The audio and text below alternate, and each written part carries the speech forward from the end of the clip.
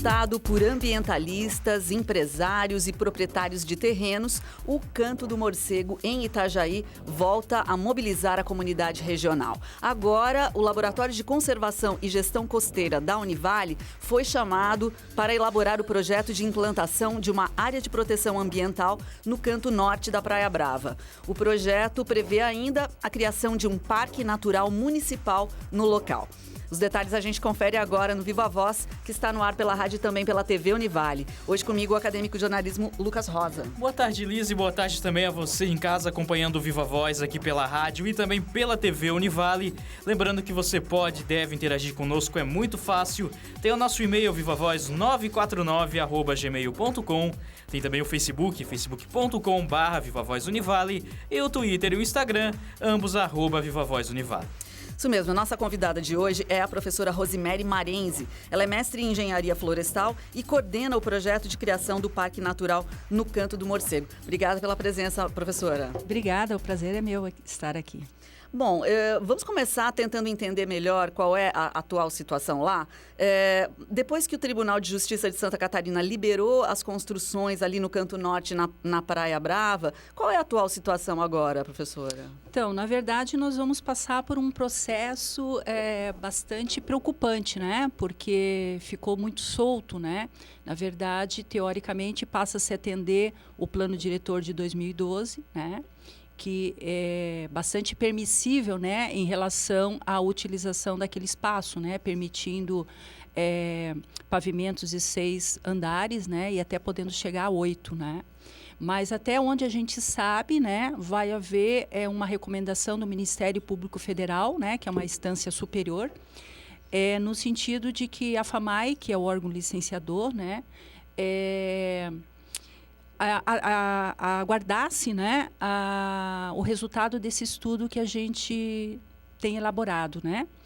Também o CONDEMA, que é o Conselho Municipal do Meio Ambiente de Itajaí, né, solicitou ao Poder Executivo, né, que o Poder Executivo estabelecesse eu até nem lembro agora exatamente do nome jurídico, né, mas seria de não permitir, né, durante esse processo de estudo, né, novos licenciamentos. Né? Certo. Mas a gente não sabe até que ponto, né, o Poder Executivo vai atender essa solicitação do CONDEMA, né, e até que ponto vai se atender também essa recomendação, né, porque a gente sabe que a pressão por parte dos empresários é bastante significativa, né. Ok. Muito bem, professora, como é que é o trabalho desenvolvido no Laboratório de Conservação e Gestão Costeira aqui da Univale? Então, na verdade, é uma prestação de serviços, né, que nós temos. Essa prestação de serviço é resultado, o recurso que veio, né, é resultado de um termo de acordo de um empreendedor na Praia Brava, junto com o Ministério Público Estadual e junto com a Prefeitura Municipal de Itajaí. Dentro desse termo de acordo, né, existe algumas ações que a Prefeitura tem a responsabilidade de realizar. Entre essas ações, uma delas é a implantação de 2 unidades de conservação, então. Uma que é a área de proteção ambiental e a outra é de um parque, né? Um parque natural municipal. E essa área de proteção ambiental, então, e tanto ela quanto o PAC, nós fomos contratados para definir os limites, né? Porque ficou uma coisa assim dentro do termo de acordo que está solto, né? Então, que área é essa, né? Então, não existe um ato de criação que não defina as coordenadas geográficas, que são os limites. Então, esse estudo, ele envolve, né, dados do meio físico, do meio biótico, né, e do meio socioeconômico. É um diagnóstico, né, da região. E por meio desse diagnóstico, então, e mais consulta à comunidade, a gente inclusive vai fazer também algumas oficinas nos bairros, né, além da comunidade estar sendo consultada por meio de entrevistas, nós vamos então propor esses limites. Bacana. Agora, no dia 17 de agosto, aconteceu aqui mesmo na Univale um workshop sobre a implantação dessa área de proteção, né, professor? O que foi discutido ali nesse encontro? Na verdade, foi um encontro interno nesse primeiro momento, né, das equipes envolvidas, em que as equipes, então, apresentaram seus resultados parciais, né?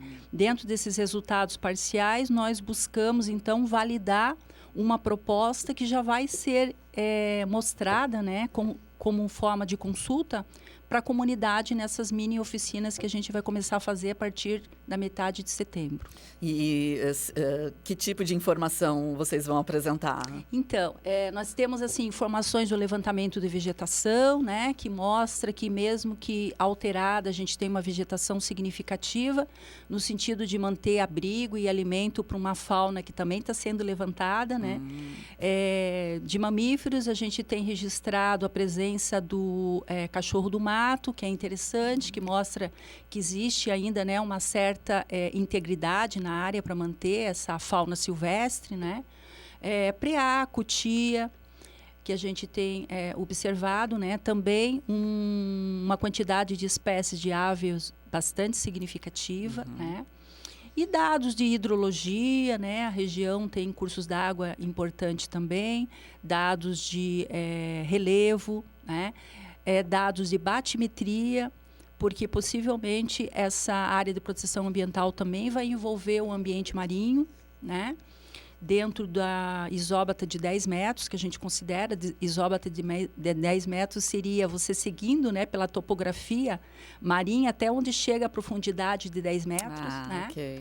Seria o limite marinho, né? E isso seria incluído na área do parque, é na isso? área da proteção APA. ambiental, porque a APA é maior, né? Certo. É maior e dentro da APA a gente teria um parque. Então, assim, a área de proteção ambiental é uma unidade de conservação em que as pessoas continuam proprietárias, né? Então, e o que passa a acontecer? Passa a acontecer que o plano de manejo, que é uma segunda etapa que vem depois da criação da unidade de conservação, ele vai estabelecer normas, né, para uso e ocupação desse espaço, né? E normas que devem ser muito mais restrita do que o plano diretor. Ok. Muito bem, professora, quais especialistas estão envolvidos nessa pesquisa, nesse levantamento de dados? Então, a gente tem uma equipe multidisciplinar, né? Nós temos oceanógrafas, né, envolvido, engenheiro ambiental, biólogo, engenheiro florestal, geógrafo, nós temos cientista social. Eu acho que seria isso, né? Também a gente tem assessoria do pessoal do direito, né? Mas é uma equipe bastante ampla. E, professora, qual a importância de ter esse envolvimento dessas pesquisas no ambiente acadêmico, trazer esse assunto relacionado com a Univale? Olha, para nós, assim, está sendo uma experiência bastante gratificante, né? Porque nós temos usado, inclusive, né, esse estudo como um laboratório de vivências, digamos assim, né? As nossas saídas de campo, de algumas disciplinas, né, estão sendo trazidas, né, esse conteúdo também em forma de discussão, né? Também a gente acabou envolvendo um projeto de extensão que inclusive eu coordeno também aqui na Univale, que chama Unidades de Conservação é Preciso, né? Então 2 bolsistas nossas do projeto de extensão também estão envolvidas no levantamento socioeconômico, né? E de percepção das pessoas sobre a implantação dessas unidades de conservação. Então acaba envolvendo a pesquisa, o ensino e a extensão, né? Então, acho que é bem rico nesse sentido aí. Bacana, muito interessante. Agora, professora Rosemary, o que representa, né, para uma cidade a criação de um parque municipal, né? O que, afinal, é esse espaço? Isso. Né? Então, dentro da área de proteção ambiental, né, a possibilidade da gente implantar esse parque é que o parque é de poder público, né? Então, é uma área, um espaço onde ele deve ser adotado com infraestrutura para receber a visitação, né? Com diversos objetivos, né? Como educação ambiental, a pesquisa e a recreação em contato com a natureza, né? A questão é que, por ser uma área do poder público, né, exige que, se houver propriedade particular dentro dessa área, deve ser desapropriada e indenizada, né? E isso é talvez a questão mais desafiadora, né, no sentido da gente conseguir convencer, e talvez até nos convencer, né, de que esse parque não é um parque dentro do espaço que todo mundo desejava, né, que seria aquela proposta inicial que iniciou ali em 2000, né, na verdade, quando a ocupação ainda do Canto Norte, né, ainda era uma incógnita, né, a gente não sabia quem eram proprietários, se haviam proprietários, né, então se gerou aquela expectativa da gente ter um parque, não só considerando o promontório do Canto do Morcego, mas também aquela região da planície, né? Mas hoje a gente tem a realidade, né, de saber que são proprietários, né? E que aquelas propriedades têm um preço exorbitante, né? Inclusive, dentro do nosso estudo, a gente também está levantando esse preço dos imóveis, né? Inclusive para a gente poder mostrar, né, da dificuldade de se implantar um parque, né, dentro dessa região. Então, é um parque, na verdade, que vai se concentrar, né, numa porção de área que foi doada até pelos empreendedores em função de termos de acordo com a prefeitura, né, e uma área que também a prefeitura vai ter que negociar com a Marinha, porque são terrenos da Marinha, né? E aí também é um outro conflito que a gente vai ter que enfrentar, porque são duas hierarquias, né? Seria uma gestão municipal, né, em cima de um imóvel que é da União. Gente, complexo, né? Bastante. Quer dizer, aquele cantinho, né? Isso, o tão amado tão Canto do amado, Morcego é disputado mesmo. A menina mesmo. dos olhos é disputado. A partir disso, então, professora, eu vou ter que perguntar algo que a gente já vem debatendo há anos na imprensa. Eu vou ter que voltar com essa pergunta, porque não posso fugir dela. Qual que é o impacto dessas construções na Praia Brava e no Canto do Morcego? Olha... Questão ambiental mesmo. Sei. Que a questão ambiental é bastante ampla, né? Então, assim, uma questão que eu vejo, né, é questão de mobilidade urbana, né, que é um problema que a gente tem. Então, a densidade, né, uma densidade no canto norte da Praia Brava só tende a piorar essa situação de dificuldade de mobilidade urbana, né? Outra questão que a gente tem também que passa a ser problemática, né, que é a própria questão de alteração da paisagem, né, que é o impacto visual, né? Outras questões que envolvem a questão de saneamento básico, né, porque a gente tem uma região que fica bastante limitada, né, em termos de receber toda a carga de energia, né, que uma grande densidade resulta, né.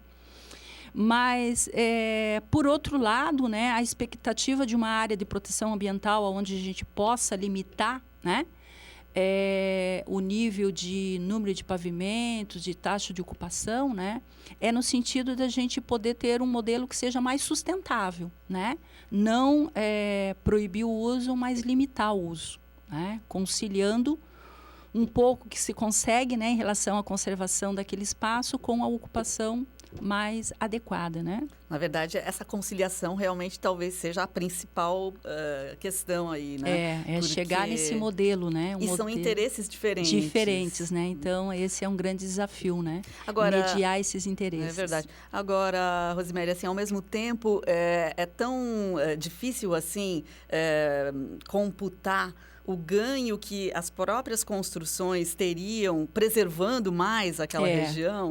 Eu acho assim, a gente até fez uma reunião ontem com os empresários, até em função de solicitação deles, porque como a gente está precisando adentrar nos imóveis para fazer os levantamentos, né, de vegetação e de fauna, eles ficaram apreensivos, né, porque são propriedades, o que está acontecendo e tal, né? Então, a gente até teve uma reunião prévia e o que deu para perceber, assim, é que eles têm esse entendimento, né, de que com uma área de proteção ambiental, com estabelecido uma normatização mais restrita em relação ao uso desse espaço, né, que não fique um modelo de balneário como é um modelo padrão, né, de verticalização, principalmente, que é o problema, né? Então, eles têm percebido que, na verdade, isso só agrega valor, né, aos seus próprios empreendimentos, né? Claro. Que é uma tendência, né? Perfeito. Que bom, eles estão entendendo. Eles estão entendendo, pelo menos a gente sentiu, né, que há uma tendência, né? Há uma tendência. Inclusive, a gente até apresentou algumas possibilidades, assim, de empreendimentos que hoje tem essa questão de sistema de gestão ambiental, né? E até a própria arquitetura, uma arquitetura mais harmônica, né? Então, eu acho que é uma tendência de a gente minimizar esses conflitos. Né? Opa, então, há uma esperança, Lucas. Muito bom, a gente faz um intervalinho, daqui a pouco voltamos a conversar sobre o canto do morcego aqui no Viva Voz. Já estamos de volta. Hoje o Viva Voz conversa com a professora Rosemary Marenzi, que coordena o projeto de criação do Parque Natural do Canto do Morcego. Professora, bom, são muitas as dúvidas ainda, né? Mas bom saber que a Univale está aí levantando dados consistentes para que isso aconteça de uma forma harmoniosa, né? Quais são os critérios principais que vocês utilizam para avaliar a possibilidade de criação de um espaço como esse parque, como a própria área de proteção? Sim, então esses levantamentos, né, que eu coloquei para vocês, que tem a base do meio físico, o meio biótico e o meio socioeconômico, né, eles se integram, né, buscando justificativa para esses limites, né, por exemplo... vamos incluir a área marinha ou não vamos incluir, né? Então, o levantamento batimétrico mostra para nós que tem dados importantes, né? Ali de fundo ali, oceânico, que vale a pena a gente estar considerando, né? Os dados, por exemplo, de ictiofauna, que é o levantamento de peixes, né? Certo. Nos mostram que o levantamento de peixes jovens ali mostra que a área... é uma área de criadouro, né, de peixes e que por ali a gente acaba mantendo a cadeia trófica, né? Os dados de vegetação nos mostram que são importantes a gente manter aqueles remanescentes para manter a fauna, né? E aí os dados de socioeconômico também nos mostram, por exemplo, né, que possivelmente... o bairro de Cabeçudas, apesar de já ser uma urbanização consolidada, né, que ele tem um valor cultural, histórico dentro de Itajaí que merece estar dentro da APA também. Né? Por quê? Porque também hoje inclusive reivindicação dos moradores, né, ele passa por um processo de reurbanização. Né? Com uma tendência de verticalização. Né? E a gente percebe esse retorno da comunidade, morador, que não tem interesse também num aumento de densidade, né? E em função que também não suporta. Também tem um problema de mobilidade, né? Também tem um problema de infraestrutura, né? Então, esses dados, né, de levantamento socioeconômico, eles complementam também, né, esse levantamento biótico e do meio físico. E, inclusive, é bem interessante porque a gente tem levado para... Se eu não me engano, acho que hoje a gente tem em torno de 120 entrevistas realizadas, né, no bairro de Cabeçudas, Praia Brava e Fazendinha, que são os mais atingidos, né, pela área de proteção ambiental, porque ela vai ali desde a morraria do Atalaia até ali o Ribeirão do Cassino da Lagoa, né? Ok. Então, a gente percebe... então, a gente tem levado para essas entrevistas que as pessoas apontem aonde elas teriam interesse que se mantivesse conservado, né? Então, a gente vê que tem uma diversidade realmente de interesses, né? A gente tem, sim, as pessoas que querem tudo conservado, mas tem aquelas que entendem que parte já não dá mais, porque já está num processo de urbanização, né? Que só dá para se conciliar, né? Então, é o conjunto de informações mesmo, né? Que vai levar a essa proposta. Muito bem, professora, os eventos que foram realizados ao longo desses anos com relação ao Canto do Morcego, né, de eventos voltados à preservação, conscientização ambiental, abraço ao Canto do Morcego, etc. Na sua opinião, eles serviram para conscientizar a nossa comunidade, a nossa região, até mesmo poderes públicos e etc. Serviram para manifestar essa ideia e trazer um bom resultado para essa situação? Com certeza, Lucas, né? Eu acho que você perguntou e praticamente já respondeu, né? Eu acho, sim, eu concordo com você, né? Eu acho que sim, contribuiu e muito, né? Eu acho que se hoje a gente tem esse termo de acordo, né? Que entendeu a necessidade da prefeitura de estabelecer, né, uma área de proteção ambiental e dentro dela um parque, né, com certeza resultado também dessa pressão, né, da sociedade organizada e mobilizada, né? Eu acho que isso tem um preço bastante importante. Aliás, agora no dia 4 de setembro, um novo evento vai ter essa mesma missão, né? É o festival Salve o Canto do Morcego, né? E, mais uma vez, os ambientalistas estão aí em ação. Como esse grupo vem encarando a participação da Univale nesse projeto? Como é que eles estão recebendo esse novo momento?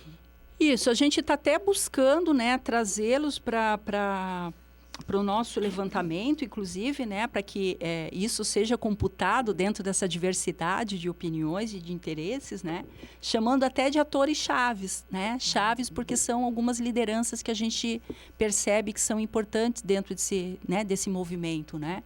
Então a gente tem buscado, né, tá entendendo um pouco também essas diversas percepções, né. Bacana.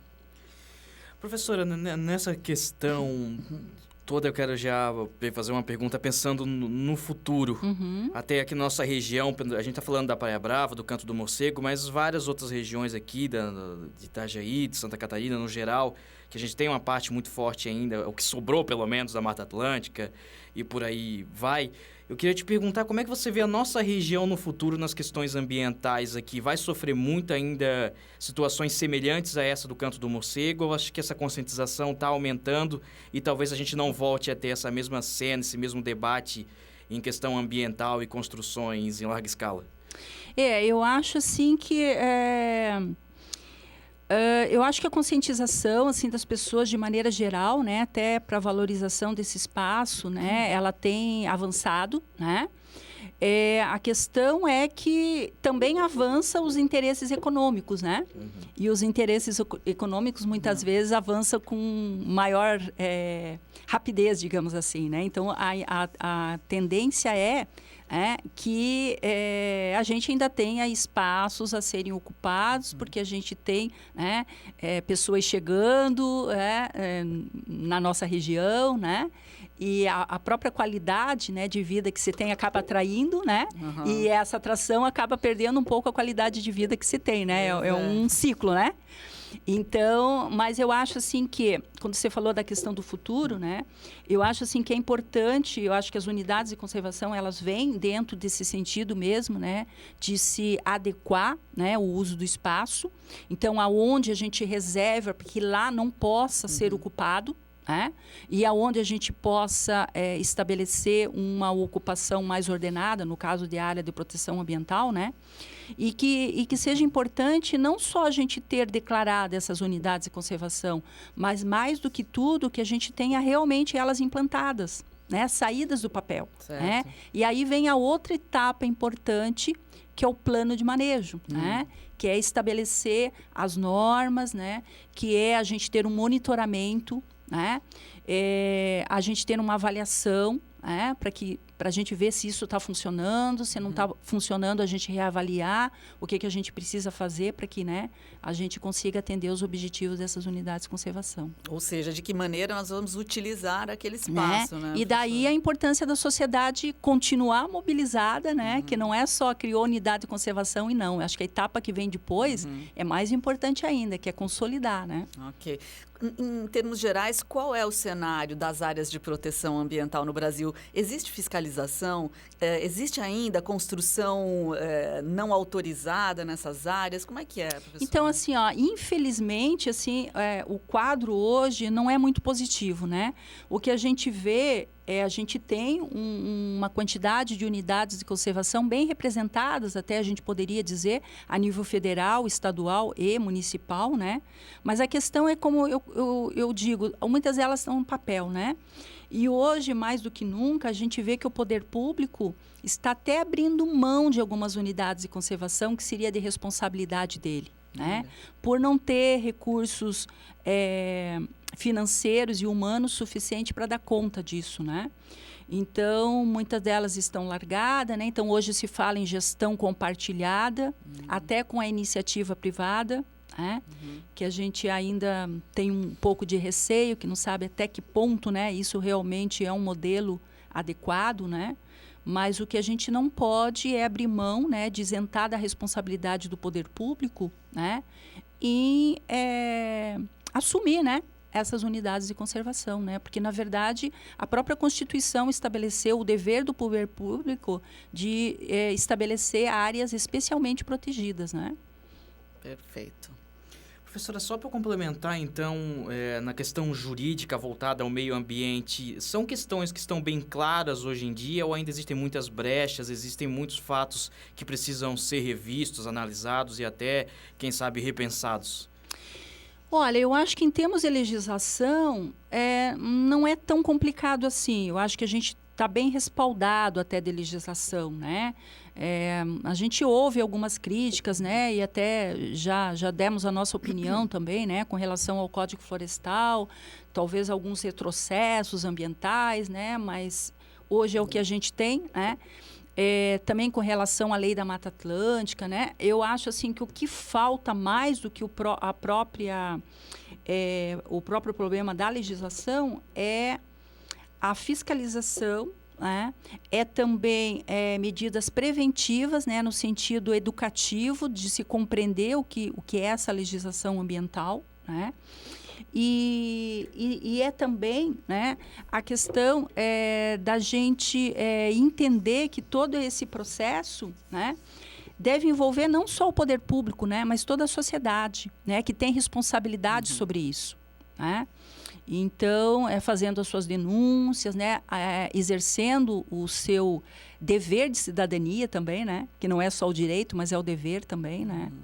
Então, tem que avançar, né? Com certeza tem que avançar, mas eu acho que a legislação não é o pior problema, né? Eu acho que o problema é a gente consolidar tudo isso, né?